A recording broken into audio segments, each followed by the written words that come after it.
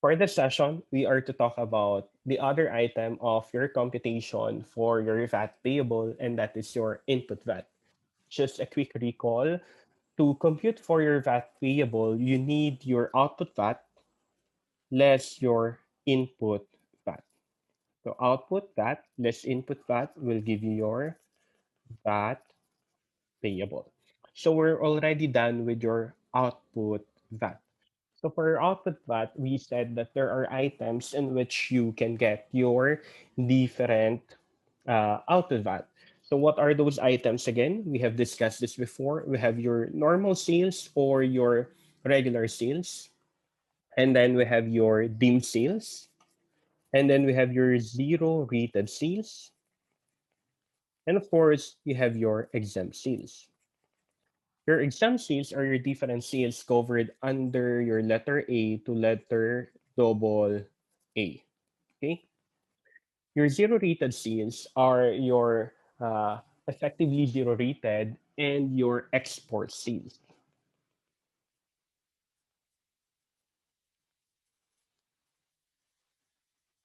Your redeem sales are your different transactions in which we said before there was a withdrawal or there is a transfer, use, or consumption of an inventory not by a particular buyer, but by other persons.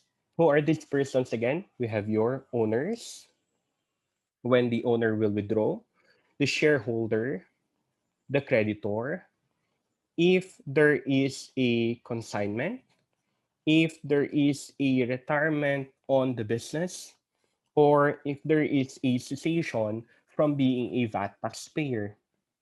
And your normal sales or regular sales are your sales of goods, properties, or services, including list of properties, as to your buyers. But we have two rules to take a look into in case that is a regular sale. What are those two rules again? The first rule is if ever it is unreasonably lower. So once it is unreasonably lower, what is now your tax base? Your tax base now is the market value. How will we determine the market value?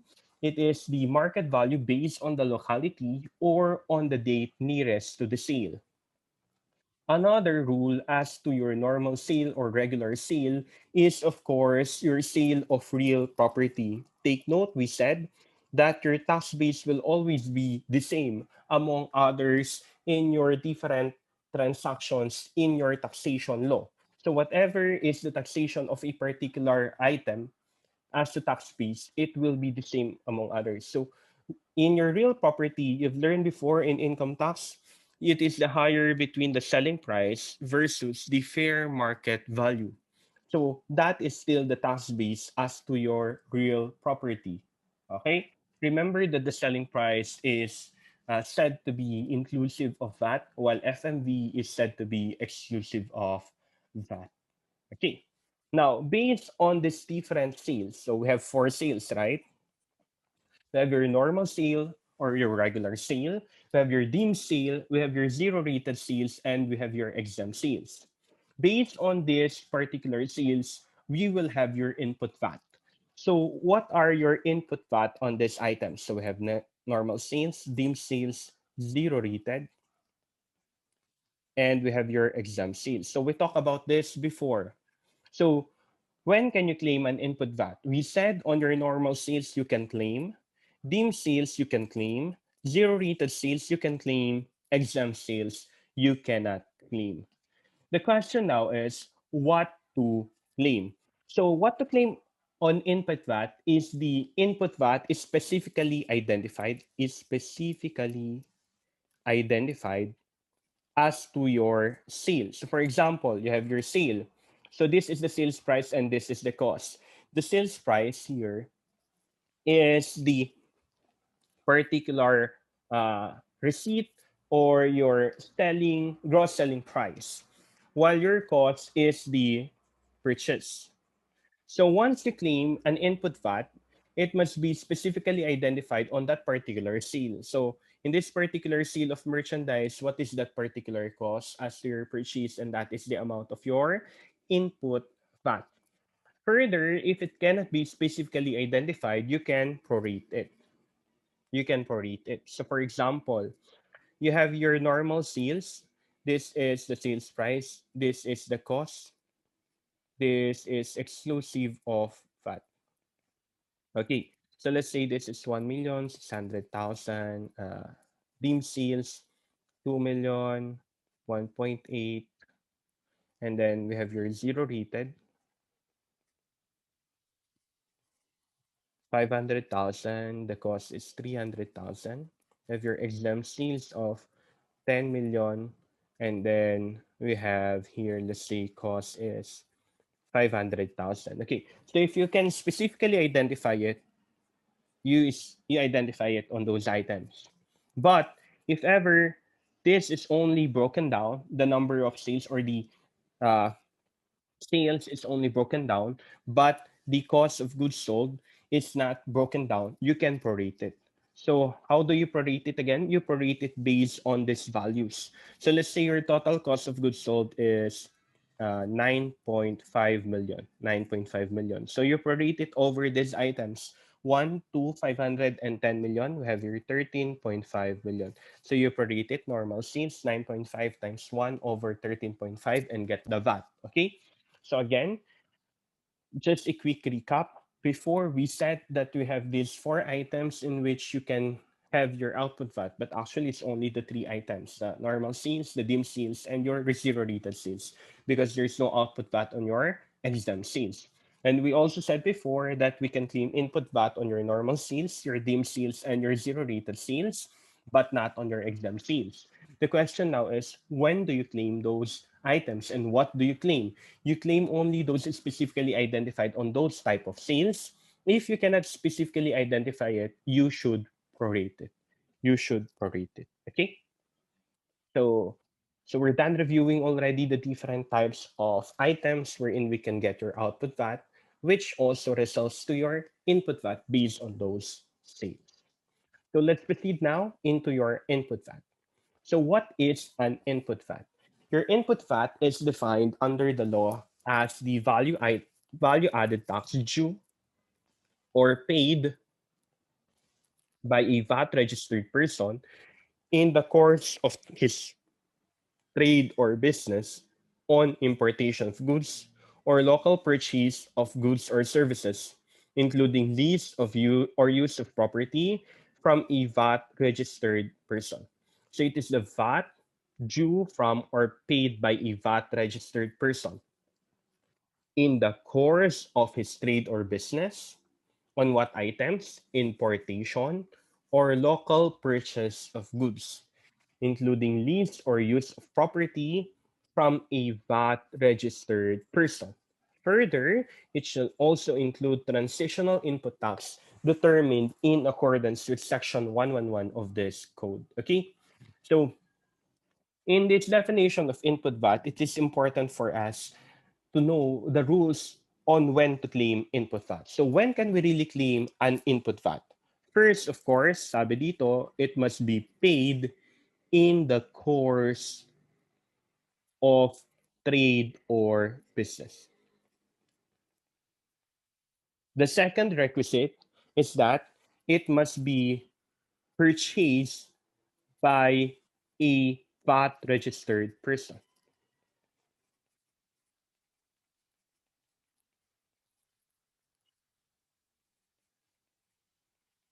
Next, it must be purchased from a VAT registered person.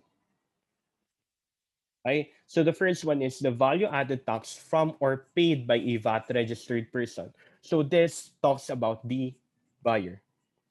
So we are the buyer here. Okay? And then it must be purchased from a VAT registered person. Okay? So VAT to VAT. So a VAT seller and there is a VAT buyer. So if we are a VAT buyer, we must purchase from a VAT seller, because if we have a non-VAT seller, but we have a VAT buyer, no input VAT. Again, the requirement under your input VAT is that first, it must be paid in the ordinary course of the business. No problem with that. Your problem here is the second and third requisite. Is it must be purchased by a VAT registered person, and it must be from a VAT registered person, meaning we have a VAT seller and we have a VAT buyer. But what if we have a non-VAT seller, but we are a VAT buyer? That cannot be. How about, sir, if ever we have a VAT seller, but we have a non-VAT buyer? Can we claim input VAT? Not also, because the requisite is that there must be a purchase by a VAT registered person, and that purchase by a VAT registered person is from a VAT registered person also. So this is the VAT buyer, the second requisite. And the third requisite is the VAT seller. Other requisites that was included in your law, but actually it's not a requisite per se by your definition. Other requisites provided is that there must be an invoice or receipt. Remember, to claim an expenses, there must be a particular invoice or receipt that must prove that particular expense. That is your rule under your income taxation. It must be properly substantiated. So for that, so that you can really claim for it, it must be properly substantiated. Further, the amount of VAT should also be shown, and also the amount that is exempt or not exempt. Okay, so the substantiation requirement is not really per se requirement under your definition, but it is a requirement as a rule on your claim of input VAT and your expenses. That all expenses and input VAT should be properly substantiated. Why? Because input VAT is in a form of a purchase, which is an expense. However, remember in recording an input VAT, for example, you debit an expense, you debit input VAT, and you credit cash.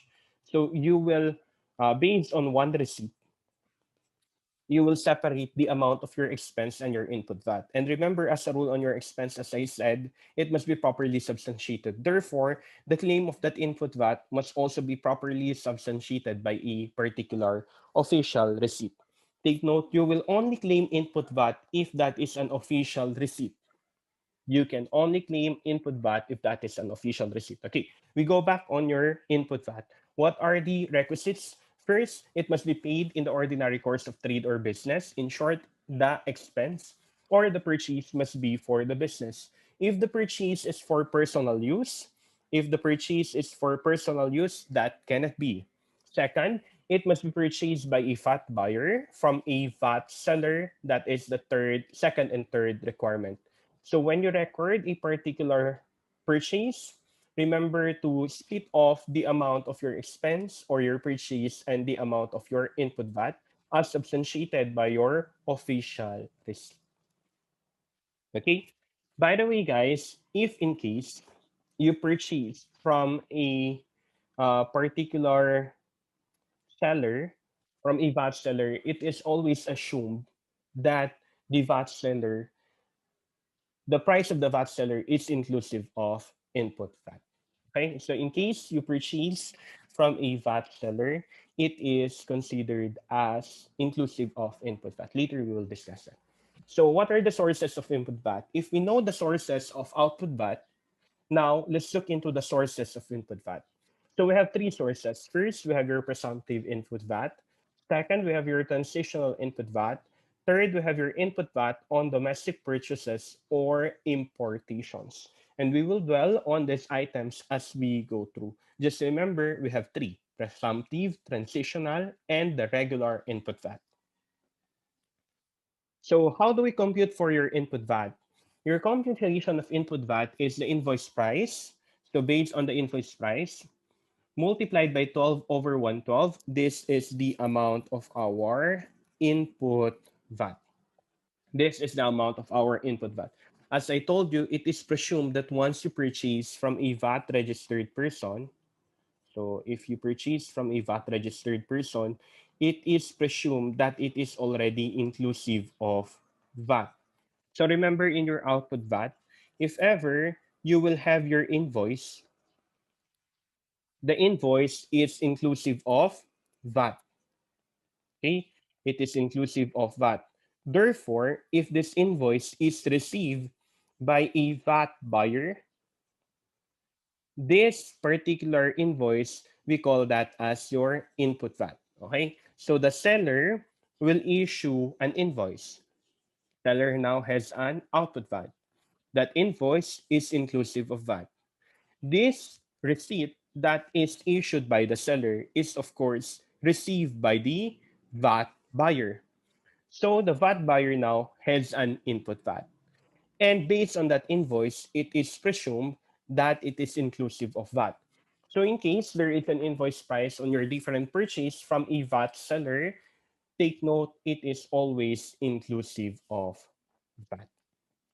Let's start now on your different sources of your input VAT. The first source of input VAT is your presumptive input VAT. On your presumptive input VAT, this can only be claimed by your processors of processed food products. So what are these food products? First, we have your sardines. Next, we have your mackerel. Next, we have your milk, cooking oil, packed noodles, refined sugar. So I remember our mnemonics here before is samami ko pare. Samami ko pare. So sardines, mackerel, milk, cooking oil, packed noodles, and refined sugar.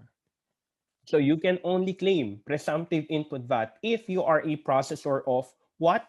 Sardines, mackerel, milk, cooking oil, packed noodles, and refined sugar. The question is, how can you claim that particular presumptive input VAT? So your rate for your presumptive input VAT is 4% of the gross value in money of their purchases of primary agricultural products. Take note of this.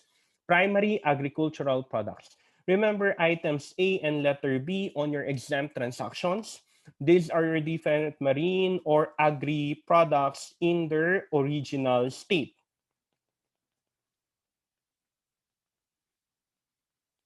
Okay. So our seller here, the seller here is a particular seller of marine or agri products in their original state. Clear? Okay. Now, who are the buyers? The buyers here is the processor of processors of processed food products. So if you are a buyer from a seller of a marine or agri-food products in their original state, since the seller sells this particular type of product which is considered exempt, the buyer, who is the processor, cannot claim for any input VAT because this particular sale by the seller is exempt, meaning it is without VAT. Now, the problem of a processor is that if it has only output VAT and no input VAT, it has greater cost. Okay. So again, the seller here is the marine or agri product, the seller of the marine or agri product in their original state. And remember, if you are a seller of that marine or agri product, you are considered exempt from your business taxes. Therefore, without VAT. If you are a buyer, meaning you are the processor of these marine or agri products, then you cannot claim any input VAT on that purchase. Your problem now is you have high output VAT but no input VAT based on your purchase on those marine or agri products. So the law provided for a presumptive input VAT. So although you purchase from a particular seller that is exempt because of that agri or marine food products, you can still claim. But take note, under the rate now, you only can claim from your agricultural products. Agricultural products. So there was a removal of marine products. So for example, nabigyan kayo ng problems na ang processor is sardines, ang processor or ang processed product niya ay sardines. So ano makailangan niya dyan? Fish, di ba? So kailangan niya ng fish. Fish is a marine product. So this fish, once you sell it in its original state, it is considered exempt, right? So on the part of the buyer, can the buyer claim an input VAT out of that fish? No, not even presumptive input VAT, not even actual VAT. Why? Because under now the law, what is only given as a presumptive input VAT is the agri products. Okay? So 4% of the agri products which are used as inputs to their production. But wait, not all processors or not all who produce these particular products can claim for a presumptive input VAT.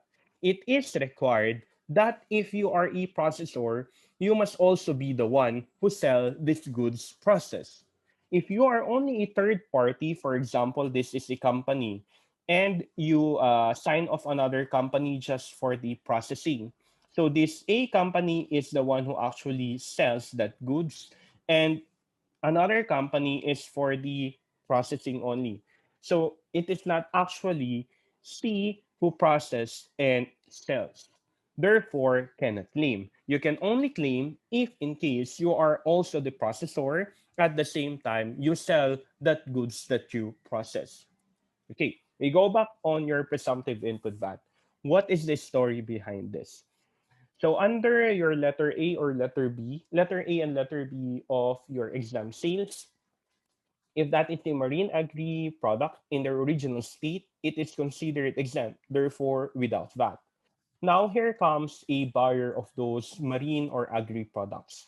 What will they do on that marine or agri products? Normally, they will process them and create a food product. And those food products are your sardines, mackerel, milk, cooking oil, packed noodles, and refined sugar. Now, for the law provided for an input VAT that they can claim, even if those marine or agri products are considered exempt, therefore no input VAT dapat. But under the law, they will have a presumptive input VAT. And what is that presumptive input VAT? 4% of their gross value in money. And it only applies to your agricultural products, no marine products. Presumptive input VAT, 4% agricultural products based on those gross value of purchases. And remember, the persons who can only claim are these processors: sardines, mackerel, milk, cooking oil, packed noodles, and refined sugar.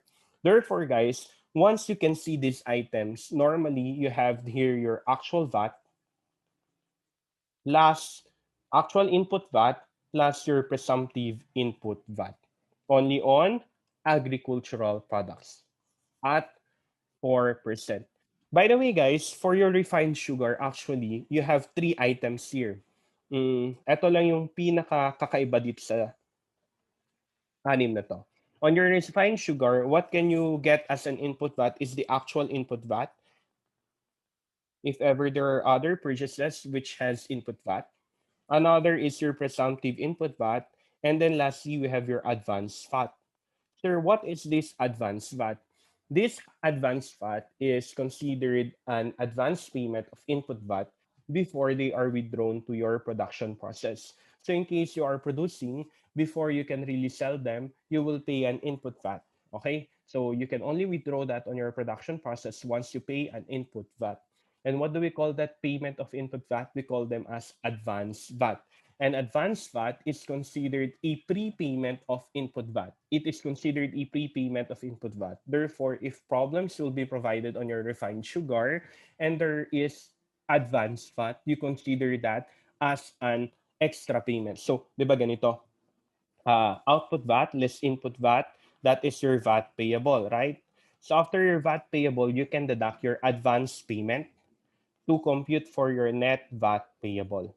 Okay? So that happens on a refined sugar. Sir, what else can we find advanced fat? What types of products? So you can also claim that on your, what do we call this one? Wheat, and then refined sugar, wheat, and last one, timber. Timber, in case you're selling timber. So refined sugar, wheat, and timber has advanced fat. So if you find a problem with advanced VAT, take note. So output VAT less input VAT, that is your VAT payable. You deduct the advance payment of VAT to get for your net VAT payable. Okay? Presumptive input VAT, sa mami ko pare, 4% only on agricultural products, not on marine products in their original state. Clear? Let's have an example. Sweet Tooth manufactures refined sugar. Data are the following. So sale net of VAT, 2 million. Purchase of sugar cane, 500,000. So this is in original state. So since it is an original state, the seller of that is exempt. Therefore, We, the buyer, we do not have any input VAT. Tama? No input VAT. Purchase of packaging materials. This is a normal purchase. Purchase of labels. This is a normal purchase. Okay. So just a quick recap. On a presumptive input VAT, under your Samami ko pare, you can claim two types of input VAT. The first is your actual input VAT on your purchases, which we said is already considered inclusive of your VAT. And then your presumptive input VAT for your agri products only. So the agri product here is your sugar cane. So what did we say? A presumptive input VAT can be claimed at 4%. How about for your normal purchases? For your normal purchases, you can claim the 12 over 112. Okay. So what is the presumptive input VAT? 500,000 times 4%. We have 20,000. Total input VAT, so we have presumptive input VAT of 20,000 and your actual input VAT that we have purchase, we have 784,000 of packaging materials plus 112,000 of your labels multiplied by 12 over 112. Sir, why again we multiply it on our 12 over 112? Because again, when we purchase, it is considered to be inclusive of VAT. Okay? So 784 plus 112,000 multiplied by 12 over 112. So this is 96,000. Total input VAT, 116,000. Okay? Presumptive input, 4% on agri products on your processors of Samamico Pare. And then we can also claim actual based on your other purchases. Take note, you must look first on your agri products. When you look in your agri products, there must be on your original state. Sir, what if purchase of a sugar cane that is already bottled sugar cane? Okay, question. Is bottling considered in original state or not? If your answer is yes, then it is subject to presumptive input VAT. If your answer is no, then there's no presumptive input VAT. Okay? Next, transitional input VAT. So we're done with your presumptive input VAT. We go now to your transitional input VAT. So on your transitional input VAT, who can claim?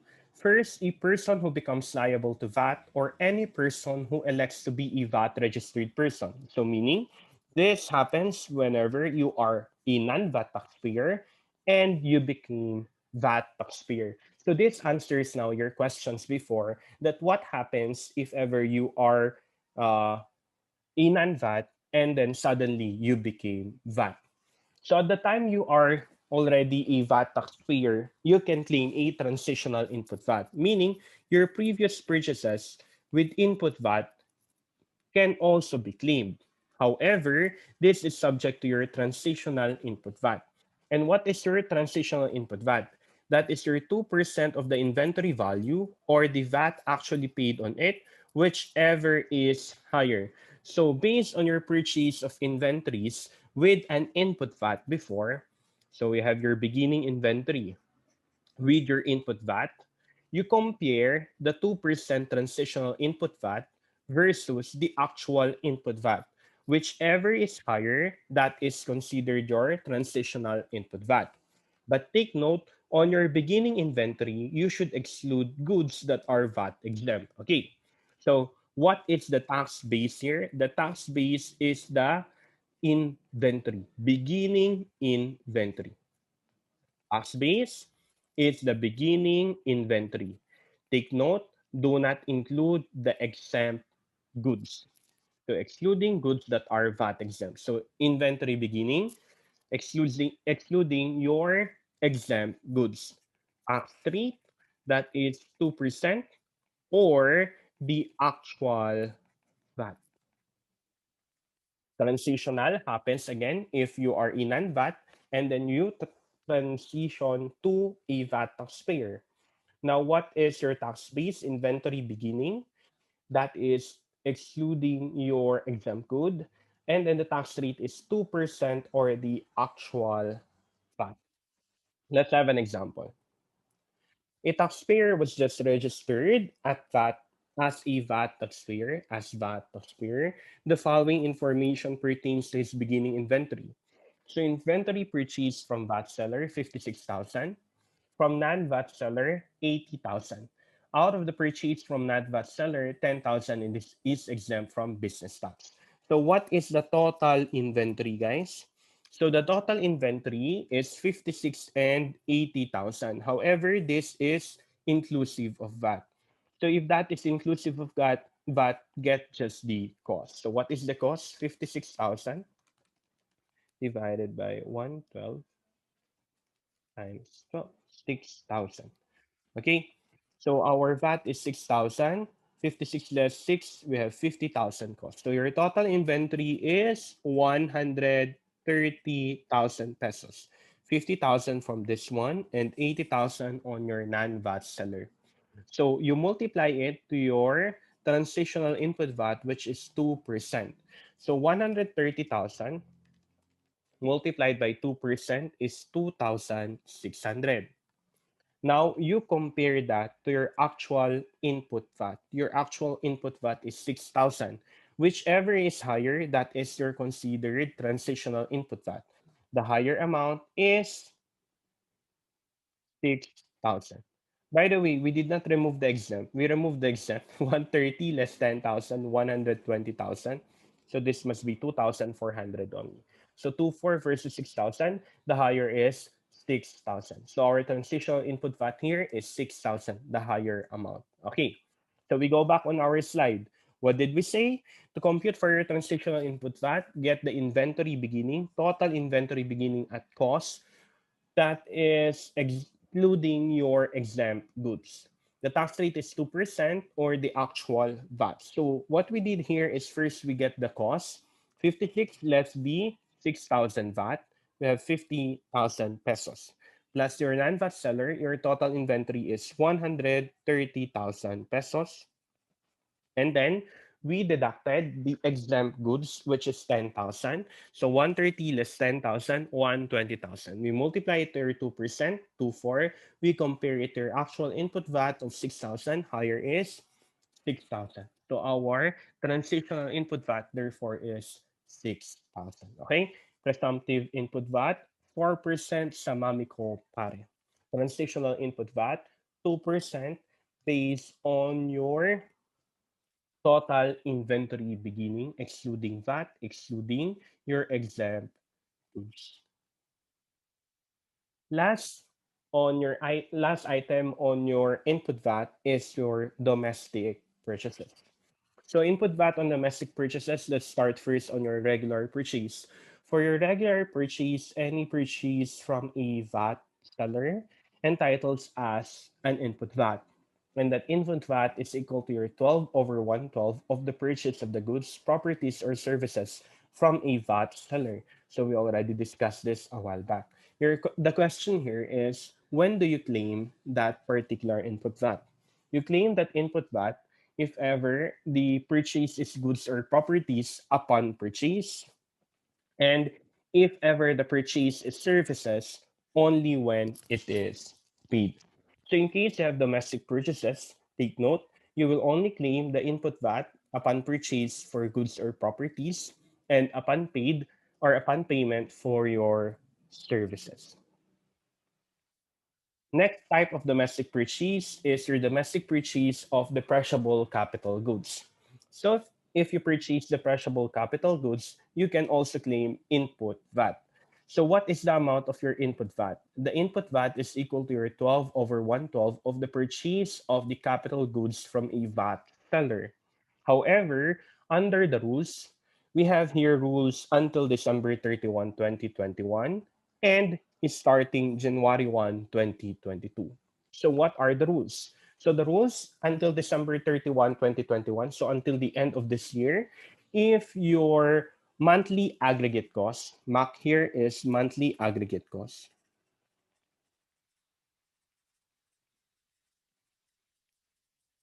If your monthly aggregate cost is less than 1 million, you claim as a whole at the date of purchase. Okay, so what is this monthly aggregate cost? So the total purchases of depreciable capital goods during the month, excluding VAT. So we have these following purchases. So we have 784,000, and then we have 96,000 pesos. So let's say you purchase this one January 10, and then you purchase again January 12.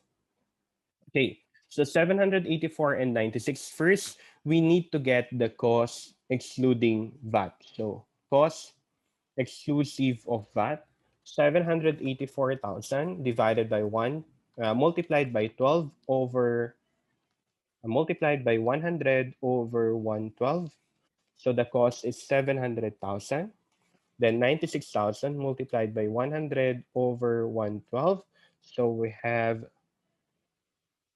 96,000 multiplied by 100 over 112. We have 85,714.29.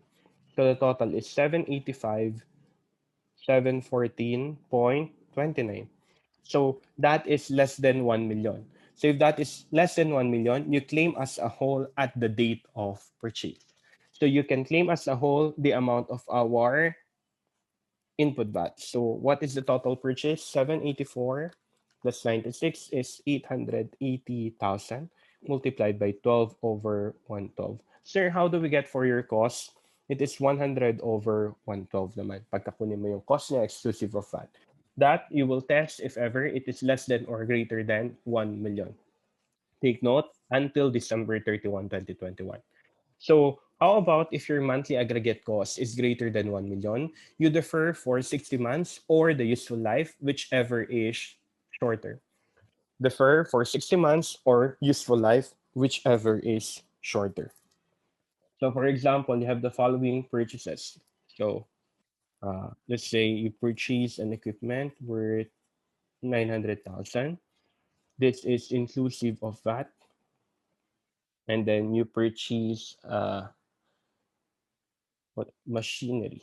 Let's say you purchase machinery 700,000. These are all inclusive of VAT. So the total is 1.6 million.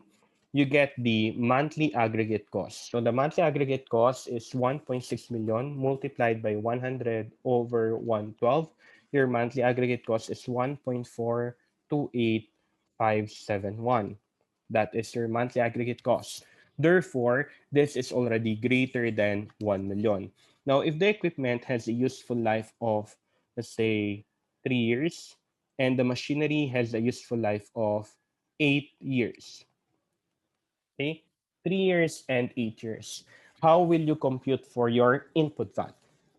Okay, so since our monthly aggregate cost is already more than 1 million pesos, we must defer our input VAT over 60 months or the useful life, whichever is shorter. So for equipment, so 900,000 yen, the input VAT is equal to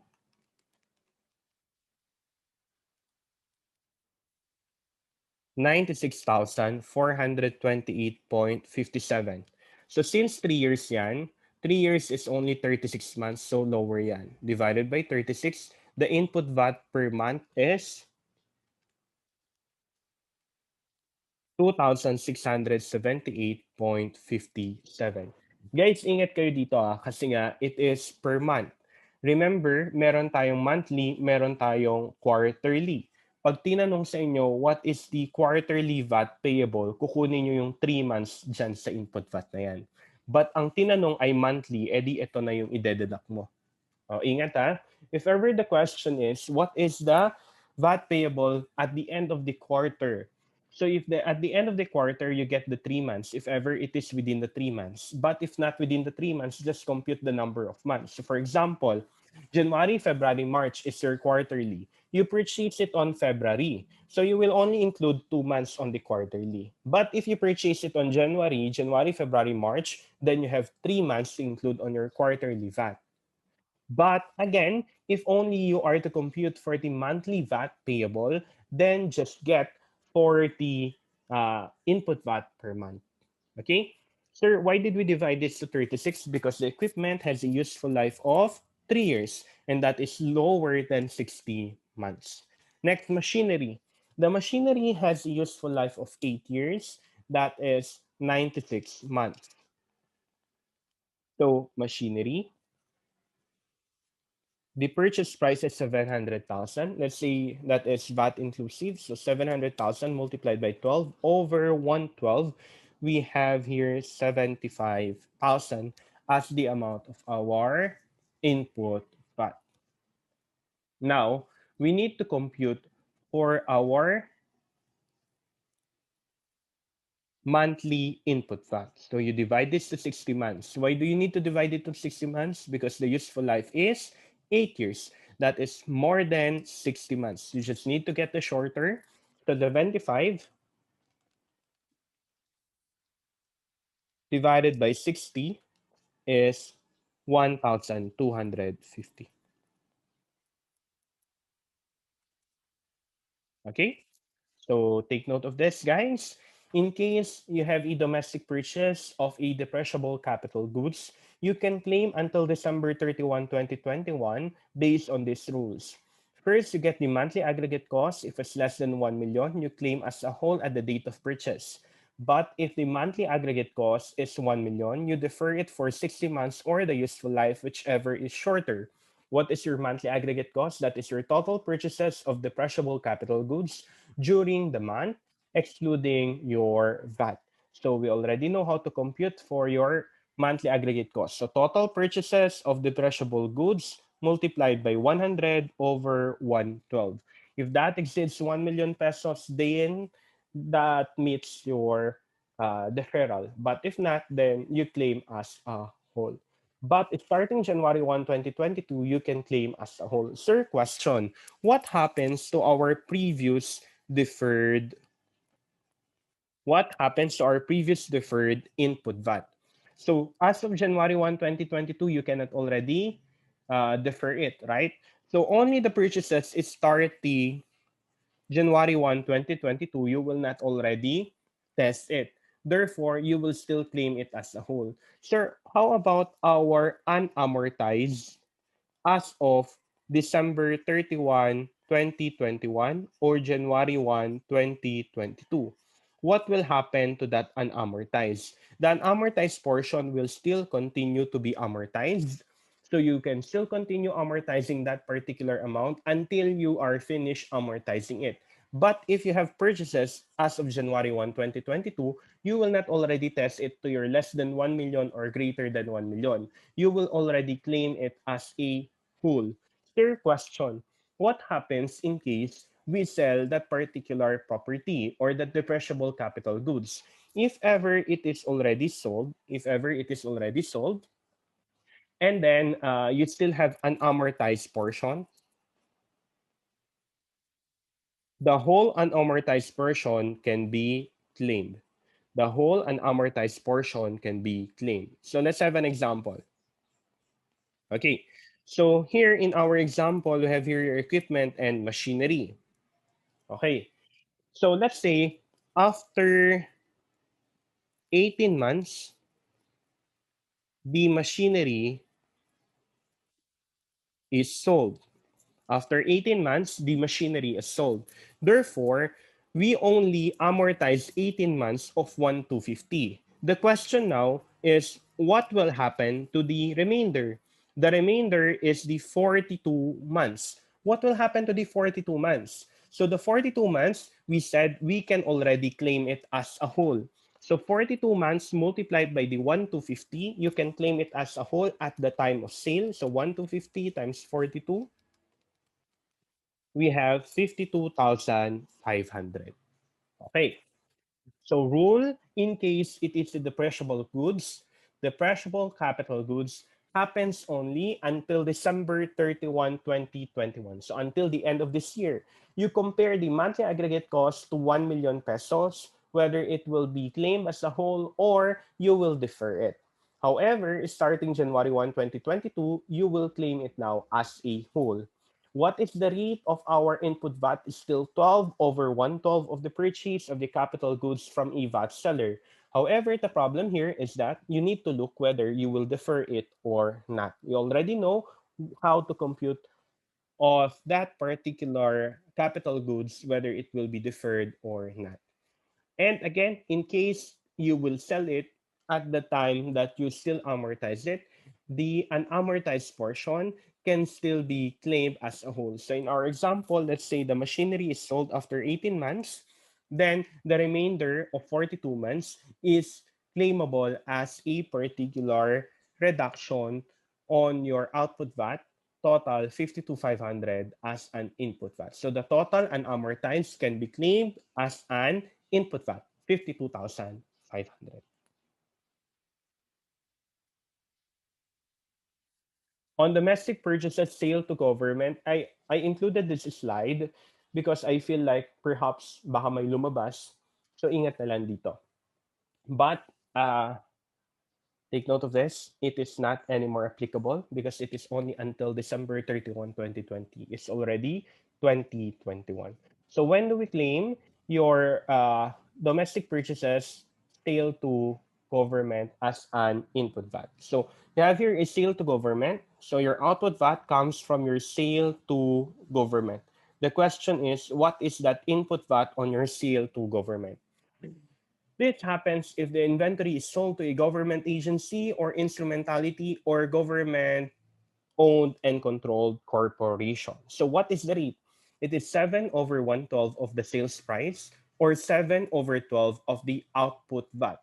So we have here sale to government, let's say 112,000 pesos. How much our input VAT? Our normal input VAT, let's say the cost of that is uh, 56,000. So you sold to government 112,000 at a cost of 56,000 pesos. The question is, what is the input VAT?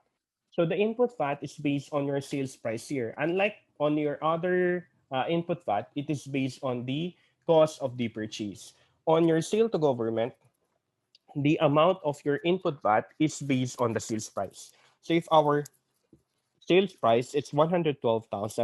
The question now is how much is our input VAT? Our input VAT is based on our sales. So our sales is 112,000 pesos. And it is based on your 7 over 112 of the sales price. And then, how much then is our standard input VAT or our input VAT?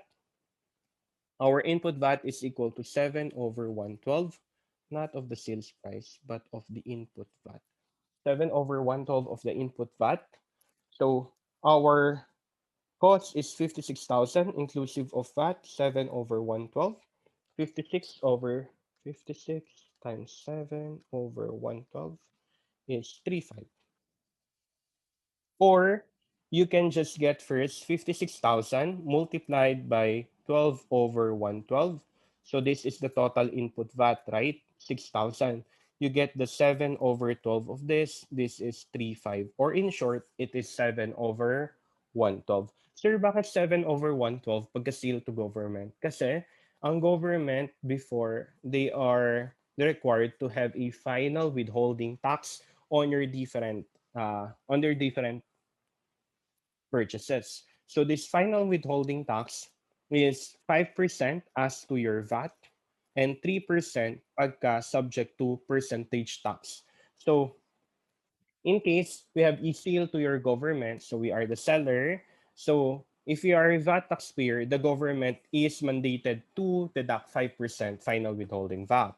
But if ever you are a percentage taxpayer, they are required to deduct 3% final percentage tax. So what happens is that you can only claim up to 7% already. So 7%, so 7 over 112, 56,000 times 7 over 112, we have 3,500 on your sale to government. Take note, this is only until December 31, 2020. Next, input VAT on importation. So on your importation, remember, as a rule, we can only claim a particular input VAT if in case it is in the ordinary course of business. So what happens if you imported, a VAT person imported for business use, it is creditable. If the importation is by a VAT person for personal use, it is not creditable because again, it must be in the course of business only.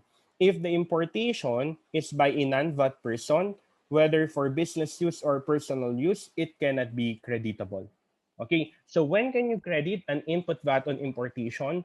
Only when that particular VAT person imported for business use.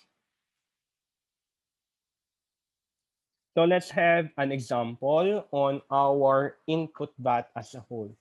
Mr. Dilata purchases sardines from fishermen and processes them into canned sardines called buboy sardines. Going to processing in cartable taxable period were the following purchases, value added tax not included. So you purchase fish from fishermen, tin cans, you purchase tomato paste in cans, you purchase olive oil in plastic bottles, you purchase pepper from farmers, you purchase paper labels from printers. The sales during the period, value added tax not included, amounted to 400,000 pesos.